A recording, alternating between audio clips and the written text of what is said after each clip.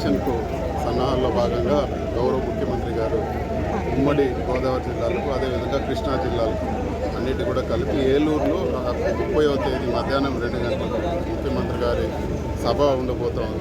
సభకు సన్నాహాలు చేసే విధంగా ఈరోజు నాని గారు అదేవిధంగా ఎమ్మెల్యేలు అందరూ కూడా వెస్ట్ గోదావరి అదేవిధంగా ఏలూరు జిల్లాలకు సంబంధించిన ఎమ్మెల్యేలందరూ కూడా ఈరోజు కలవడం జరిగింది.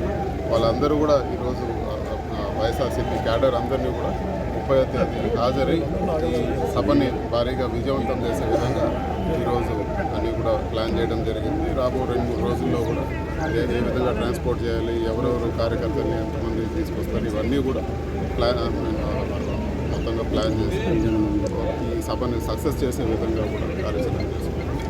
సార్ అసంతృప్తి ప్రతి పార్టీలో కూడా ఉన్నారు. వైఎస్ఆర్సీపీ ఈరోజు త్వరగా అందరినీ కూడా డిక్లేర్ చేస్తూ ఉంది కాబట్టి వైఎస్ఆర్సీపీలోనే ఏదో అసంతృప్తులు ఉన్నట్టు. న్యాచురల్గా ఈరోజు వైఎస్ఆర్సీపీ బలమైన పార్టీ, ఎక్కువ మంది ఆశాభావులు ఉన్నారు. సో అక్కడక్కడ ఒకరిద్దరు అసంతృప్తులకు లోనవ్వచ్చు. కొన్ని చోట్ల ఈరోజు బీసీలకు ఎక్కువ ప్రాధాన్యం కల్పించే విధంగా ఈరోజు ముఖ్యమంత్రి చర్యలు తీసుకున్నారు. కొంతమంది ఓసీలకు సీట్లు మిస్ అయ్యే పరిస్థితి ఉంది.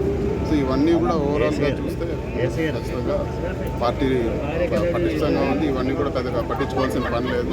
ఎవరైతే ఎక్కడ పదవులు కోల్పోతున్నారో వాళ్ళందరూ కూడా రాబో రోజుల్లో వేరే విధంగా సముచిత స్థానం కల్పిస్తారని చెప్పి కూడా తెలియదు. సార్ షర్మిల గారి ప్రభావం ఎంతవరకు ఉంటుంది సార్ పార్టీ మీద ప్రజెంట్? షర్మిల గారు ప్రభావం అనేది అందరికీ కూడా తెలుసు.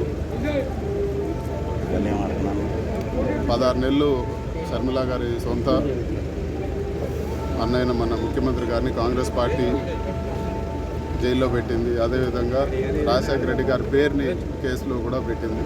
సో అలాంటి పార్టీలో షర్మిల గారు చేరారంటే ఒక విధంగా జాలి, ఒక విధంగా బాధ వేస్తుందని చెప్పి